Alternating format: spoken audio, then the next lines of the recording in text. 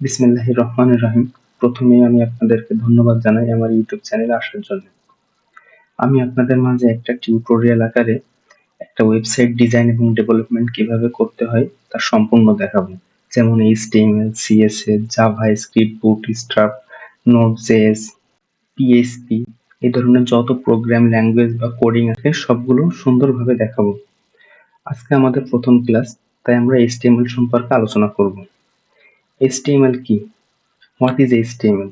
HTML এর full meaning হচ্ছে hypertext markup language, যেটা আমাদের একটা ওয়েব পেজের কাঠামো বা গঠন তৈরি করবে। আমাদের প্রত্যেকেরই HTML জানা দরকার এবং HTML ব্যতীত আপনি আপনার ওয়েবসাইট কখনোই বিল্ড আপ বা তৈরি করতে পারবেন না। Why learn HTML? আমরা কেন HTML শিখব? আমরা একটা সম্পূর্ণ ওয়েবসাইট কিংবা একটা ওয়েবসাইটের একটা পেজেসকে কিভাবে তৈরি করতে হয় তা আমরা দেখব। এবং আপনি যদি মনে করেন একজন ডিজাইনার কিংবা ডেভেলপার হয়ে আপনি আপনার ক্যারিয়ার শুরু করতে চান, তাহলে এই কোর্সটা আপনার জন্য। আমরা মোবাইল অ্যাপ্লিকেশনের যে সকল অ্যাপস তৈরি করা হয় আমরা সেইগুলো তৈরি করতে পারবো। তবে হ্যাঁ, এটা সবার মাথায় আসবে যে আমরা এটা শিখবো কিভাবে। চলুন আমরা সেটা দেখে নিই, আমরা এটা শিখবো কিভাবে। আমরা শিখবো মূলত HTML এডিটরের মাধ্যমে।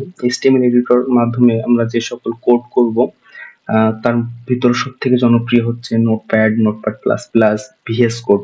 তবে আমি আপনাদেরকে অবশ্যই রিকমেন্ডেশন বা সাজেস্ট করব নোটপ্যাড প্লাস প্লাস ব্যবহার করার জন্য, কারণ নোটপ্যাড প্লাস প্লাসে আপনি আপনার কোডিং দক্ষতাকে সামনের দিকে আরো বেশি স্কিলফুল করতে পারবেন, কারণ নোটপ্যাডে আপনার সমস্ত কিছু কোডিং নিজে নিজে লেখা লাগে।